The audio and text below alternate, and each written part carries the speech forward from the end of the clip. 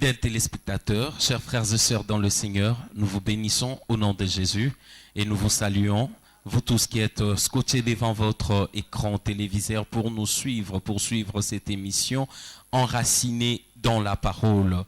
Enracinés dans la parole, c'est une émission chrétienne, une émission qui va vous parler de la foi en Christ. Aujourd'hui, nous avons comme invité le pasteur Bodek Mpagna.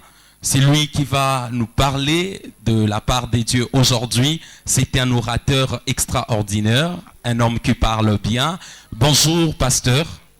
Bonjour, pasteur Jacques. Comment vous allez, pasteur? Non, je vais très bien par la grâce du Seigneur. Alors, pasteur, aujourd'hui, nous allons parler d'un sujet très important. Nous allons parler aujourd'hui de comment utiliser la foi. Comment utiliser la foi.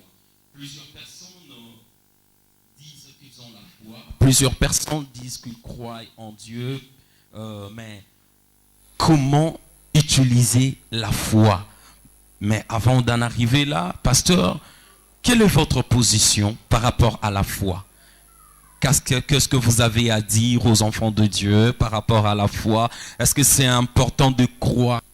C'est important d'avoir la foi dans la vie d'un chrétien? Merci beaucoup, pasteur, pour cette question. La foi est un sujet très important pour nous les chrétiens. Pour être chrétien, vous devez avoir la foi en Jésus-Christ. Pour recevoir quoi que ce soit de la part de Dieu, vous devez avoir la foi en Jésus-Christ. Et que sans la foi, il n'y a pas de vie en Christ. La vie en Christ, c'est vie par la foi. Comme la Bible le dit, mon juste vivra par la foi. Et que la foi est un sujet très très important, un sujet très très capital pour nous les enfants de Dieu. Alors, si je comprends bien, donc il est très important que les enfants de Dieu sachent c'est quoi la foi. Parlez-nous un peu, définissez-nous la foi. Je ne sais pas, vous allez définir selon la Bible, selon les dictionnaires, selon votre propre connaissance. Définissez-nous la foi, pasteur. Merci beaucoup, pasteur Jacques. Je vais définir la foi partant de la Bible, de la parole de Dieu. Parce que la foi est un sujet biblique. Alors, qu'est-ce que la foi? Tout simplement, la foi est une démonstration de la confiance en Dieu. Et non pas en soi, mais une démonstration de la confiance en Dieu. Une expression pratique, je précise bien, une expression pratique de la confiance en Dieu et non pas en soi. C'est ça la foi. La foi, c'est l'expression de la confiance en Dieu. Alors, pasteur, je comprends bien que la foi, c'est cette expression de la confiance en Dieu. Donc, pour se dire que nous avons la foi, il faut d'abord croire en Dieu. Si vous n'avez pas cru en Dieu, donc il n'y a pas la foi pour vous. Oui, vous devez d'abord croire en Dieu pour parler de la foi. Il faut d'abord croire en Dieu pour parler de la foi. Parce que la foi concerne Dieu et non pas nos capacités, et non pas nos moyens, et non pas nos ressources ni nos relations. Mais la foi concerne Dieu. C'est ça. La foi concerne Dieu. Bien-aimés frères et sœurs dans le Seigneur, chers téléspectateurs, je crois que vous comprenez que ce sujet est tellement important. On nous dit que la foi concerne Dieu. La foi, c'est l'expression qu'on a pour Dieu. C'est notre manière de démontrer Dieu. Et maintenant, je veux, pasteur, que vous puissiez nous dire, alors, comment utiliser la foi? Comment un enfant de Dieu peut utiliser la foi? Merci beaucoup pour la question. Utiliser la foi est tellement simple. Tellement simple. La première des choses à faire pour utiliser sa foi, c'est d'abord de savoir. Je veux qu'on lise d'abord Romains chapitre 12, verset 3, pour que j'explique. Romains chapitre 12, verset 3, si on peut le lire même à la maison, 12, verset 3. La Bible dit ceci: par la grâce qui m'a été donnée, Je dis à chacun de vous de n'avoir pas de lui-même une trop haute opinion, mais de revêtir des sentiments modestes, selon la mesure de foi que Dieu a départie à chacun. Quand on devient enfant de Dieu, quand on est de nouveau, Dieu nous donne une mesure de foi. Ok. La première des choses à savoir pour utiliser la foi, pour opérer dans la foi, c'est de savoir qu'en tant qu'enfant de Dieu, nous avons reçu la mesure de foi. Dieu nous a donné sa foi dans notre esprit. Il n'y a pas des enfants de Dieu sans la foi, ça n'existe pas. Tout enfant de Dieu a la foi dans son esprit. Dieu lui a donné la foi. Ça, c'est la première des choses à faire pour utiliser la foi.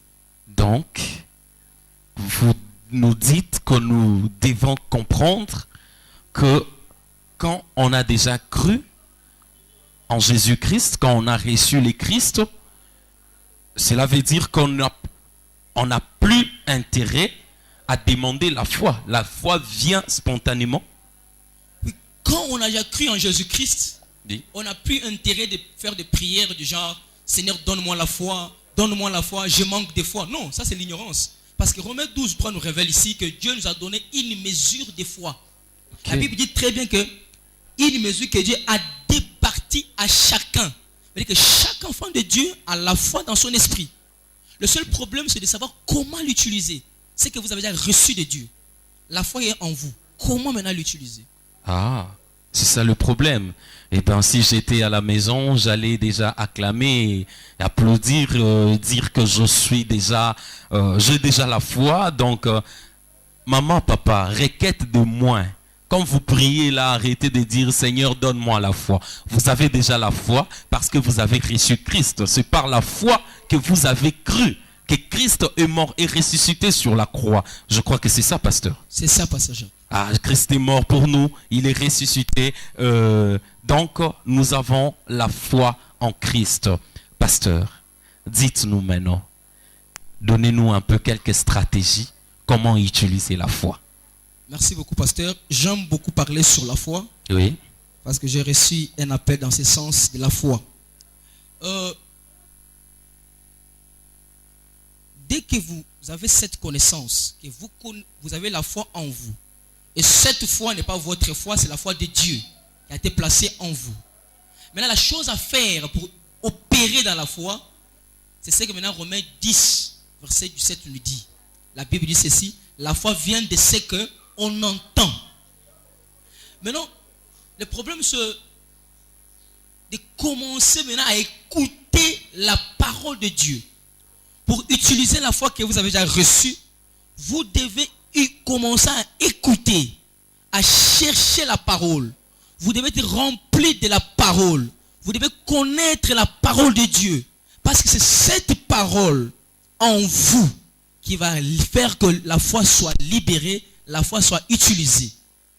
Si je comprends bien, il est question d'information. Il est question d'information. La foi vient de ce qu'on entend. Et ce qu'on entend, c'est la parole de Christ. Donc, si je veux activer la foi en moi, je dois me disposer à écouter la parole. C'est ce que vous voulez nous dire. C'est ça. Ça, c'est l'un des grands combats des chrétiens. Okay. Écoutez la parole de Dieu. Vous avez la foi en vous. Maintenant, pour l'activer, pour l'utiliser, vous devez écouter la parole. Vous voyez, même avec la croyance, je prends un exemple. On n'a jamais vu de planète. Mais on nous a informé qu'il y a des planètes. Rien que par l'information, nous croyons que des planètes existent. Et aucun cartésien ne peut douter de cela. Okay. On n'a jamais vu le Japon. Je n'ai jamais été au Japon. Mais par l'information, je sais que le Japon existe. Et je ne peux jamais douter de cela. C'est aussi de la même manière avec la foi. Pour que vous puissiez utiliser votre foi, vous devez écouter la parole de Dieu. D'accord. Quelqu'un qui manque la parole ne peut pas utiliser la foi. Ne peut pas opérer dans la foi. C'est impossible. C'est impossible. Il faut avoir la parole pour utiliser la foi pour opérer dans la foi. Ok, pasteur. Hormis l'information, nous savons maintenant qu'il faut écouter la parole. Mais souvent, dans nos églises, ce qui me dépasse un peu, c'est lorsque le pasteur prêche. Vous savez, quand le chantre chante là, on danse, on saute, on fait ceci. Mais quand c'est le moment de la parole, vous voyez les gens en train de somnoler. Les chantres eux-mêmes sortent à l'extérieur pour prendre un peu de l'air. Et donc, c'est comme si ces moments-là, nous ne l'accordons pas assez de l'importance. Mais si je dois bien comprendre, c'est un moment très capital pour la croissance d'un enfant de Dieu. Oui, pendant le culte, tous les moments sont importants pendant le culte. Oui. Mais il y a un moment qui est plus important par rapport à ma compréhension de la parole de Dieu. C'est le moment où nous écoutons la parole. Nous écoutons la parole.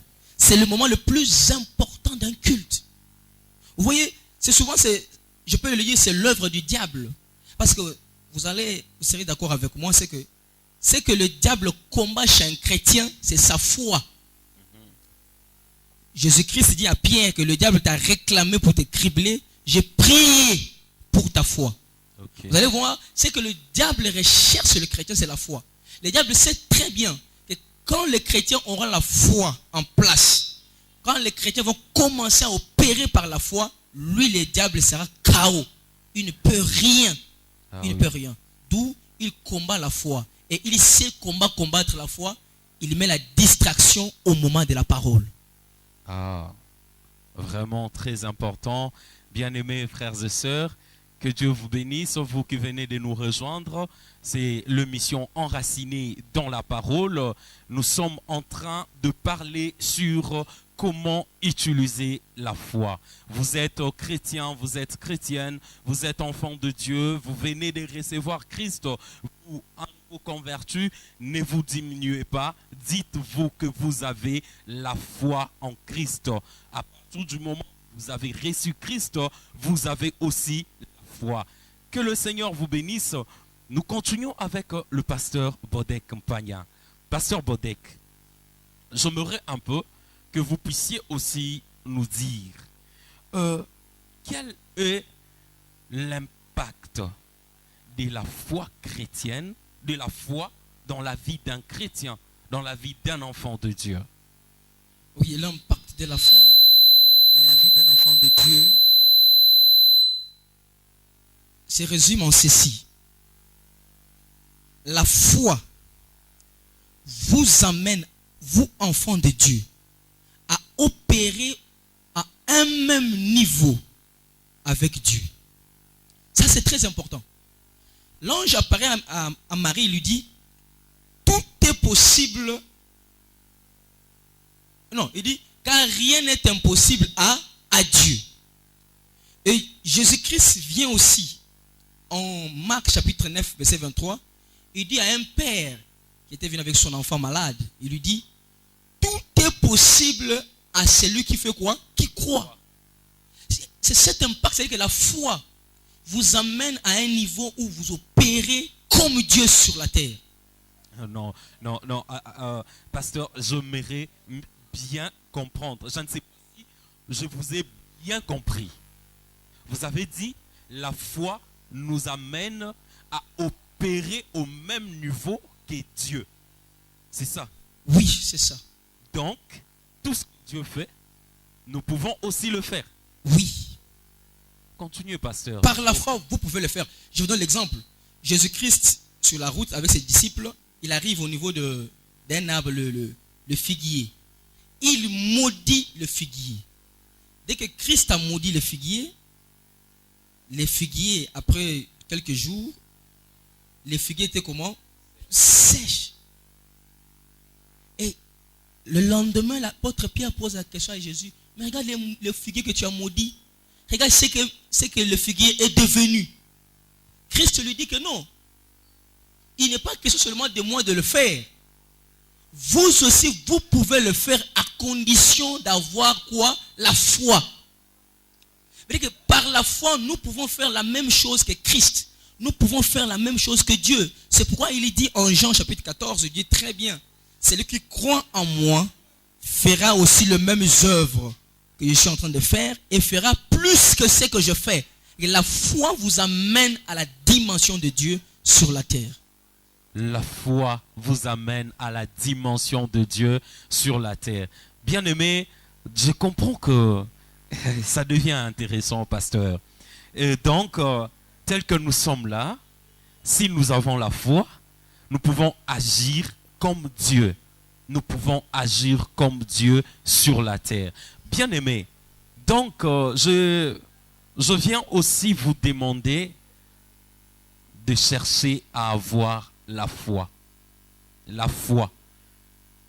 Pasteur, je ne sais pas, il n'y a que ça comme impact. La foi nous amène à agir comme Dieu sur la terre. Et c'est là est fini. Il n'y a pas d'autre. Ça, c'est un impact qui est, je peux dire, général. Oui. Quand quelqu'un agit comme Dieu sur la terre, vous allez comprendre que toutes choses vont obéir à cette personne. Cette personne va dominer la maladie. Cette personne va dominer toutes les œuvres du ténèbre. Parce que quand vous agissez comme Dieu, prenez l'exemple du Christ, et que vous commencez à agir comme le Christ sur la terre, vous n'allez manquer de rien, vous ne serez jamais malade, vous allez dominer les démons, vous allez dominer les circonstances. Cet impact-là est très très important, c'est un impact général. Pasteur, bien sûr, je comprends toutes ces choses, mais vous ne trouvez pas que c'est un peu paradoxal avec l'Église d'aujourd'hui?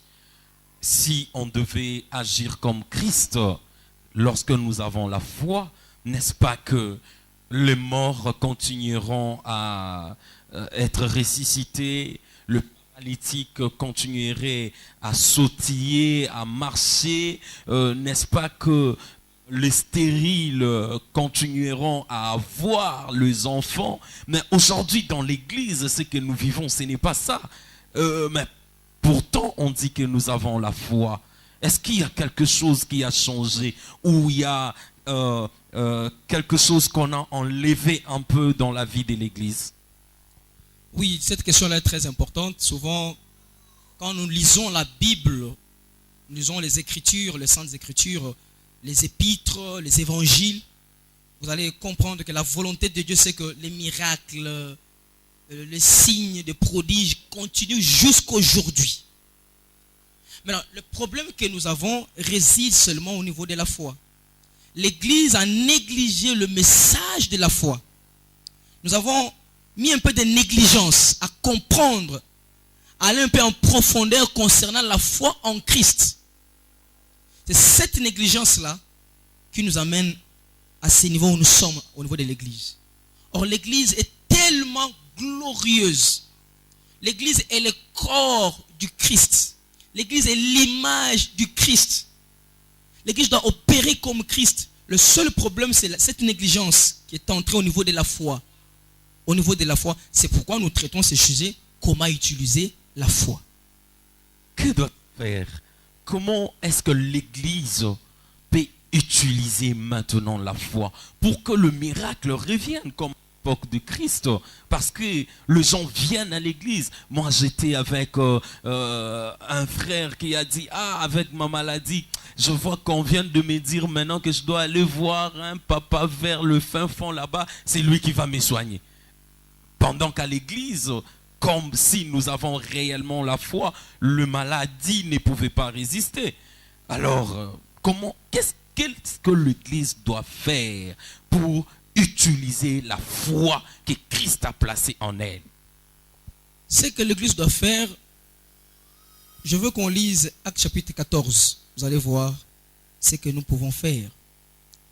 Actes 14, verset 8, 9 jusqu'à 10. À Lystre se tenait assis un homme impotent des pieds, boiteux de naissance et qui n'a jamais marché. Il écoutait, soulignez très bien, il écoutait parler Paul. Et Paul, fixant les regards sur lui, voyant qu'il avait la foi pour être guéri, dit d'une une voix forte, lève-toi droit sur tes pieds. Et il s'éleva d'un bond et marcha. Vous allez voir, il y a ceci. Nous devons retourner à la prédication de l'évangile du Christ. L'église doit enseigner l'évangile, la parole de Christ, l'évangile de Christ. Et les chrétiens, nous les enfants de Dieu, nous devons chercher à écouter, à chercher à comprendre la parole. Parce que la foi vient de la parole. La parole de Christ. La foi vient de l'évangile. Nous devons commencer à écouter la parole de Dieu. Écouter la parole de Dieu. Comme c'est important, la Bible dit, il écoutait parler Paul. C'est en écoutant parler Paul que sa foi a surgi, que Paul a vu que ce type avait la foi pour être guéri. Souvent, on est à l'église, la foi est en nous pour être guéri. La foi est en nous pour avoir la prospérité financière, pour le succès, pour toutes ces choses-là. La foi là est en nous et c'est la volonté de Dieu. Le seul problème, c'est la connaissance de la parole. Nous n'avons pas la parole de Dieu en nous. C'est pourquoi la foi n'est pas utilisée. C'est ça le problème. Ah, pasteur, là maintenant, je trouve que on ne peut pas s'empêcher d'entrer dans ces sujets de l'Église. Comment voulez-vous que le chrétien, le croyant, bon, le chrétien qui vienne dans vos églises, pasteur, qu'il puisse avoir la foi? Parce que vous-même, d'abord, dans vos prédications, vous utilisez de thèmes qui font peur aux enfants de Dieu. On parle plus de Satan dans nos églises que de Dieu lui-même. Il y a des thèmes tels que l'autre fois que je passais devant une église, j'ai vu l'affiche, on a écrit découvrir la manière dont se manifeste la sorcellerie africaine. Bon, de tels genres de thèmes, comment voudriez-vous que le chrétien puisse avoir la foi? N'est-ce pas que ça vous amène par vos messages la crainte au lieu d'amener la foi? Oui, c'est ça le problème. C'est pourquoi je viens de le dire maintenant. Je disais quoi que nous devons retourner à l'évangile du Christ. Vous voyez, nous devons retourner en tant qu'église, en tant que pasteur, apôtre, bishop, évangéliste, prophète. Nous devons retourner à l'évangile du Christ. Parce que pendant ce temps, nous enseignons beaucoup de choses. Nous disons beaucoup de choses. C'est pourquoi on venait de le dire que la foi, c'est l'information. L'information que vous avez peut créer en vous la peur ou la foi. Quand vous écoutez chaque jour des choses sur les diables, les démons, les sorciers, leur force, leur puissance, ça créera en vous la peur. La peur. Mais vous avez le Saint-Esprit en vous, vous avez l'esprit de foi en vous, mais vous n'allez pas comprendre comment est-ce que la peur va se manifester en vous. Vous pouvez prier, Seigneur, augmente-moi la foi. Non, vous devez changer le message. Alors, dès que nous changeons le message à l'église, la foi surgit et les miracles rentrent à l'église. Le miracle vient par la foi. Et la foi est réveillée en nous par l'évangile du Christ. La foi est réveillée en nous par l'évangile du Christ. Chers frères et sœurs, je pense que vous comprenez la pertinence de ce thème. Il est très important. Vous, enfants de Dieu, peuple de Dieu, vous qui avez déjà reçu Christ comme Seigneur et Sauveur, sachez qu'en vous, vous avez la foi. Le problème avec le peuple de Dieu, c'est que nous ne lisons même pas la Bible, nous ne lisons même pas la parole du Seigneur, nous n'écoutons pas le vrai homme de Dieu. Ceux-là qui cherchent à élever les niveaux de foi dans l'Église. Alors, pasteur, j'ai encore un sujet, une question. Je veux savoir quelle attitude doit avoir un homme de foi devant des situations difficiles. Comment il doit se tenir? Comment il peut utiliser sa foi lorsqu'il se trouve devant des complications, devant des montagnes? Comment il peut utiliser sa foi? Dites-nous, pasteur. Oui, merci beaucoup. Dans de telles situations, des situations de crise, des tempêtes de la vie, des situations dures, des moments comme les moments actuels que nous passons dans le monde, ce sont des moments terribles, des choses. Ce sont des moments où nous avons besoin de la foi pour vivre sur cette terre. Vraiment, nous sommes dans un temps où les chrétiens doivent apprendre à utiliser leur foi pour vivre. Alors, dans de tels moments, la chose à faire, c'est pourquoi je reviens toujours, pasteur Jacques, c'est la même chose. C'est de commencer à s'informer de la parole. Vraiment, j'insiste sur ça. Parce que quelqu'un qui a la parole de Dieu dans son esprit, et quelqu'un qui a compris la parole de Dieu dans son esprit, la foi qui est comme un esprit de foi qui est en lui, va prendre contrôle de sa vie dans n'importe quelle circonstance de la vie. C'est comme Jésus-Christ. Devant des tempêtes, il ne tremblait pas parce qu'il avait la parole en lui. Jésus-Christ connaissait ce qui était dit sur lui. Et il savait très bien ce qui était dit sur lui. C'est quand tu as cette connaissance en vous que tu n'auras pas peur. Je donne l'exemple. Tu as 50 000 $ dans ton compte bancaire, mais présentement tu n'as pas ça. Mais c'est dans ton compte bancaire. Tu as cette information que tu as 50 000 $. Tu as cette information.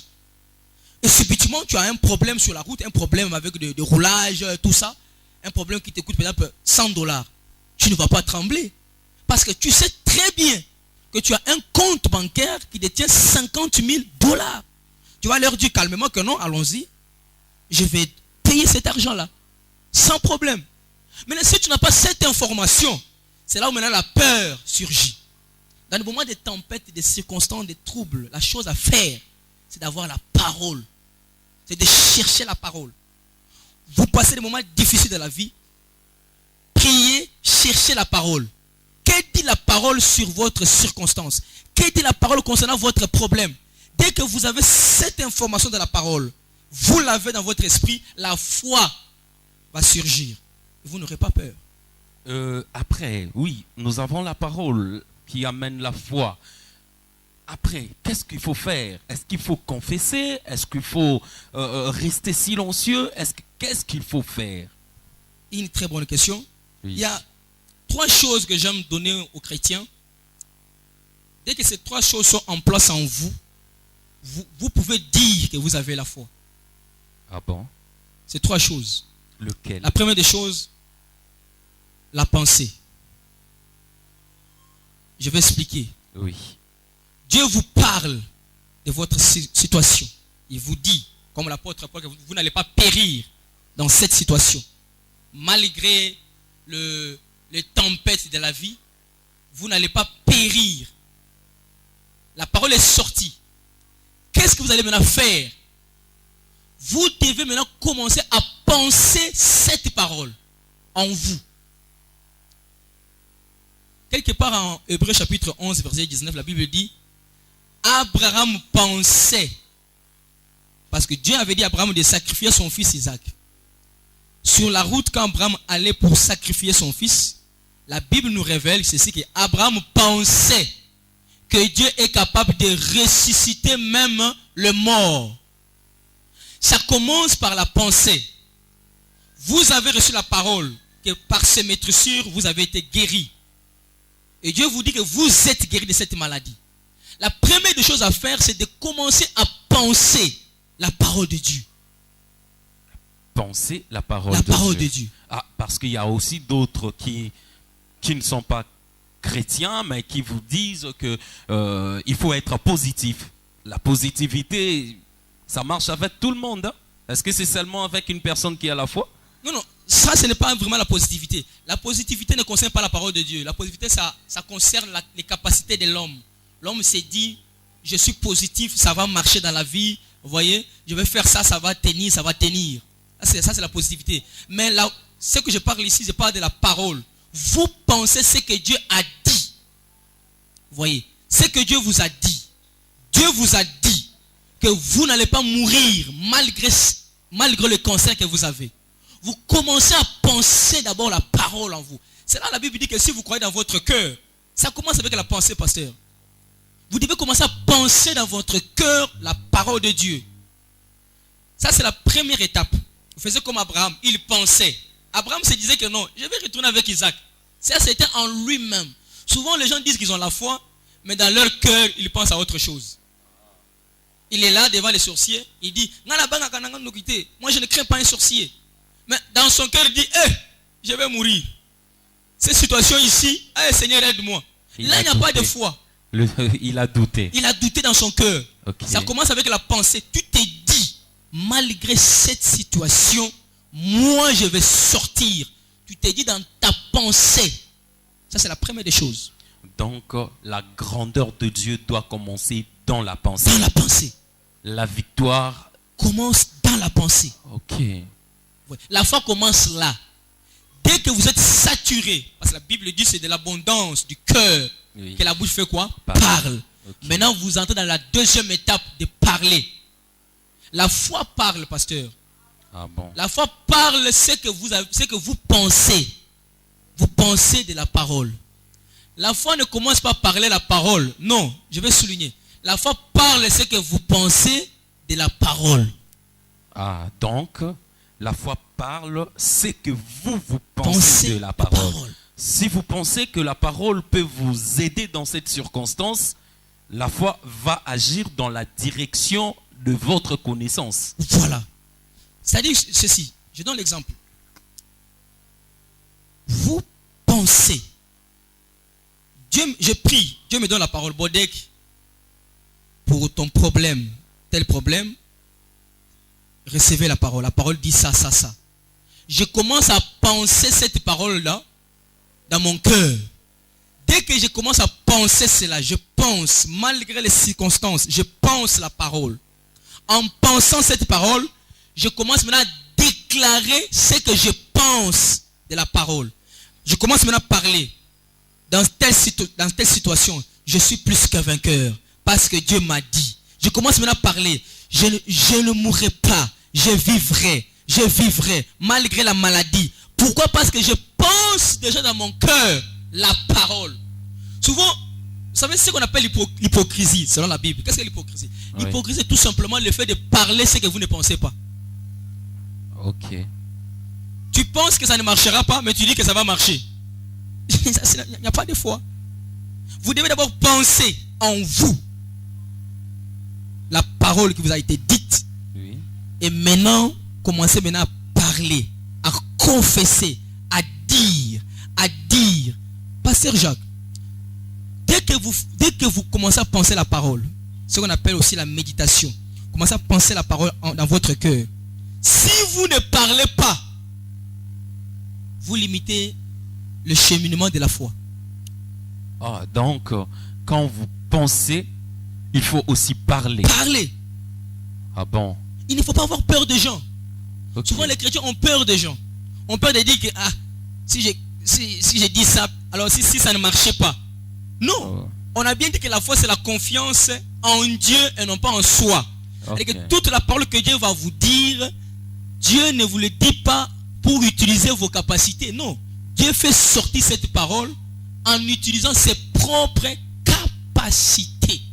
Alors, quand on parle, quels sont les mots qu'on peut utiliser dans notre manière de parler? Quelles sont les confessions que nous pouvons faire? Est-ce qu'il y a une liste bien établie ou ça doit venir par inspiration? Ça doit venir par révélation, comme on vient de le dire. Okay. Vous savez, la révélation, c'est déjà dans votre pensée. Et vous commencez déjà à parler ce qui est dans votre pensée. Vous parlez, vous confessez. C'est là l'apôtre Paul dit en 2 Corinthiens 4, 13, comme nous avons le même esprit de foi qui s'est exprimé dans cette écriture, nous avons cru, c'est pourquoi nous parlons. Oh. Dès que vous croyez dans votre cœur, vous parlez la parole de Dieu dans votre cœur, vous pensez la parole de Dieu, vous murmurez la parole de Dieu dans votre cœur, vous commencez maintenant à parler. Okay. À parler sur les problèmes, à parler sur les circonstances, à parler sur les situations difficiles. Vous parlez, jusqu'à ce que vous allez voir d'une manière visible la chose. Vous parlez jusqu'à ce que vous allez voir. Vous n'allez pas vous limiter. Dire que non, j'ai parlé ça depuis hier. Non, vous parlez chaque jour. C'est ça la foi. Donc, il est très important de parler. Mais Oui. parler de la parole inspirée. Voilà. Donc, il faut exprimer les rémas en vous. Peuple de Dieu, je vous demande d'écouter ces conseils que l'homme de Dieu est en train de nous donner. Il avait dit qu'il y a 3 niveaux. La première des choses, il nous a dit qu'il fallait méditer, il fallait concevoir la parole de Dieu dans son cœur. Deuxièmement, il nous a demandé de parler, homme de Dieu. Et troisièmement, nous allons lire un peu Hébreux chapitre 11. oui. On passe à troisièmement. Vous allez voir ce qu'il faut maintenant faire après avoir pensé, parlé. Maintenant, troisièmement, vous allez faire ceci. Hébreux chapitre 11, verset 8. La Bible dit ceci. Oui. C'est par la vocation qu'Abraham, lors de sa vocation, obéit et partit. Ah, La troisième des choses à faire, c'est passer maintenant à l'acte. ok. À l'acte. Vous devez poser des actes de foi. Je donne un exemple. Vous êtes au chômage. Oui. Vous cherchez Dieu. Oui. Vous cherchez Dieu dans la prière. Et Dieu vous dit, je vous donne un job. Un bon job. Maintenant, comment utiliser maintenant la foi dans ce sens-là? Oui. Vous faites ceci. Vous commencez à penser déjà dans votre cœur que vous avez un job. Vous vous voyez dans un job. Vous voyez quelque part en train de travailler. Vous vous voyez, ça c'est dans votre cœur. Et vous commencez maintenant à parler. C'est que vous voyez dans votre cœur. Vous commencez maintenant à parler que non, moi, je ne suis pas au chômage. Je travaille. Moi, je suis employé quelque part. J'ai mon entreprise. Je travaille quelque part. Vous commencez à parler. Et après avoir parlé, ce que vous allez maintenant faire, c'est quoi? C'est de poser maintenant les actes, d'obéir à ce que vous pensez, à ce que vous dites. Comment vous allez obéir? C'est aller faire des lettres de demande d'emploi quelque part, sortir chaque matin, aller en ville, bien habillé. Vous allez où non? Je vais au travail. Vous posez des actes comme quelqu'un qui travaille déjà. Vous vivez comme quelqu'un qui travaille déjà. Vous faites des projets. C'est ça qu'on appelle la foi. Mais souvent, on ne pose pas des actes de foi. Je donne l'exemple d'une maman. Elle cherchait l'enfant, ça fait des années, 10 ans, 15 ans. Et après d'avoir cherché Dieu, Dieu lui donne maintenant, Dieu lui donne un réma, lui dit, tu auras des enfants. Cette maman commençait maintenant à penser chaque fois.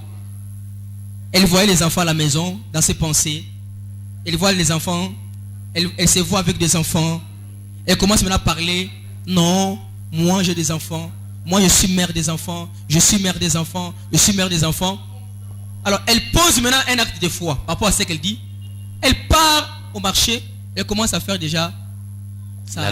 La layette. La layette. Oh, pasteur. Ah oui. Elle commence déjà à faire ça. Uh-huh. Elle paye des habits des enfants. Elle paye.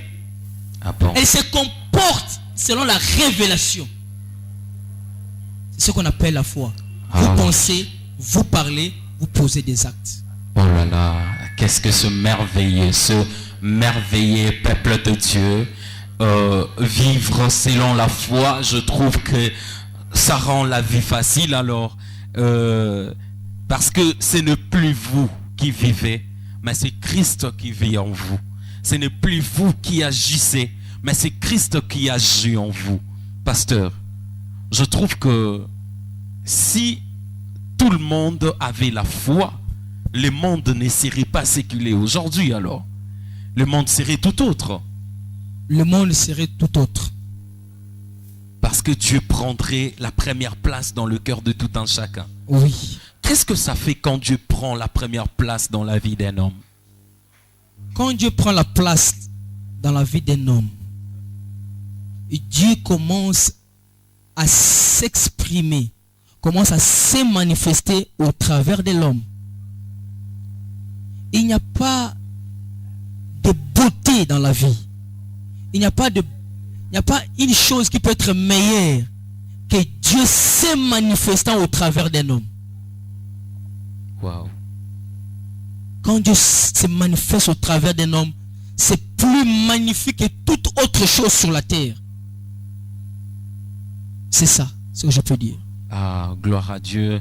Bien-aimés, je crois que vous comprenez, nous cheminons petit à petit vers la fin de notre émission. Le thème que nous avons utilisé aujourd'hui, c'est comment utiliser la foi. Comment utiliser la foi. Tous, enfants de Dieu, nous disons que nous avons la foi, nous disons que nous croyons en Christ, nous disons que nous croyons à la puissance de Dieu, mais est-ce que nous savons utiliser la foi? Est-ce que nous avons tous ces secrets que nous venons d'apprendre en ces lieux? Il est très important d'en avoir, il est très important de savoir comment utiliser la foi.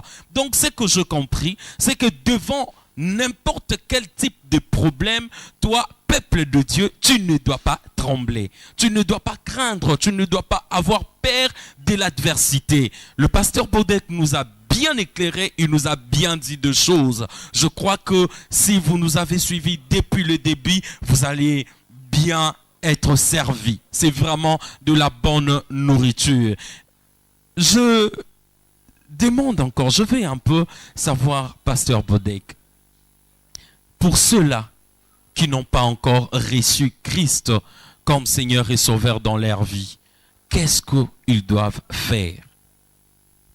La chose qu'ils doivent faire maintenant, si vous me suivez à la maison, partout où vous êtes, vous n'avez pas encore reçu Jésus-Christ Seigneur et Sauveur, je vous invite de le recevoir. Parce que ce sujet concernant la foi concerne que ceux qui ont déjà reçu Jésus-Christ Seigneur et Sauveur. Quand vous n'avez pas encore reçu Jésus-Christ, Seigneur et Sauveur, vous ne pouvez pas opérer par la foi. C'est presque impossible, infaisable. Vous pouvez avoir des croyances sur certaines choses de la vie. Ça marchera peut-être avec vous. Mais il y aura un niveau où votre croyance ne marchera pas. Vous aurez besoin de la foi. Et cette foi, vous l'aurez qu'en Jésus-Christ. Je vous invite maintenant de le recevoir dans votre cœur. Il est mort à la croix pour vous, pour vos péchés. Il est mort pour vous donner cette vie. La vie éternelle. Vous pouvez seulement le recevoir, c'est simple. De croyez que Christ est mort pour vous. Christ est mort pour vos péchés. Christ est mort à votre place. Il a subi la condamnation. Il a subi de l'outrage, des choses, des souffrances à votre place. Afin que vous ayez sa vie. Et recevez-le dans votre cœur. Tout simplement. Et il vous sauvera. Et vous aurez sa foi. Vous pouvez maintenant opérer par la foi. Oui, vous pouvez opérer par la foi si vous recevez Christ comme Seigneur et Sauveur. Pasteur, j'aimerais que nous puissions faire quelque chose d'inhabituel. J'aimerais que vous puissiez prier, faire une courte prière pour toutes ces personnes qui sont dans leur maison, qui nous écoutent, même à travers YouTube, à travers notre chaîne Le Verbe Divin TV, que vous puissiez prier pour eux. Ceux-là qui veulent donner leur vie à Jésus-Christ. Bien-aimés, vous qui êtes à la maison, vous voulez donner votre prière à Jésus-Christ, votre vie, à Jésus-Christ. Faites cette prière avec le pasteur et par la foi, Jésus-Christ entrera dans votre cœur. Pasteur, une courte prière pour aider nos frères et sœurs à recevoir Christ. Merci. Je vous demande là où vous êtes d'être en prière. Nous allons prier. Christ est là pour vous. Christ ne vous condamne pas. Christ a besoin de vous. Il toque à la porte de votre cœur. Il veut entrer malgré vos péchés. Malgré tout ce que vous avez fait dans la vie. Il a besoin de vous. Si vous pouvez faire cette petite prière, cette courte prière simple, mais faites-le avec foi dans votre cœur. Seigneur Jésus-Christ, j'ai entendu l'évangile. Aujourd'hui, que vous êtes mort à la croix pour mes péchés. ce soir, je crois dans mon cœur que vous êtes mort à la croix pour mes péchés. J'ouvre mon cœur afin que vous entriez dans mon cœur. Je crois ce soir que vous êtes Seigneur et Sauveur de ma vie et que vous m'avez sauvé de maintenant au nom de Jésus-Christ. Amen. Amen. Bien-aimés, vous pouvez acclamer le Seigneur là où vous êtes. Croyez simplement qu'à partir de cette courte prière, oui, vous vous étonnez, seulement cette courte prière, oui, seulement cette courte prière, le Seigneur Jésus-Christ est entré dans votre vie.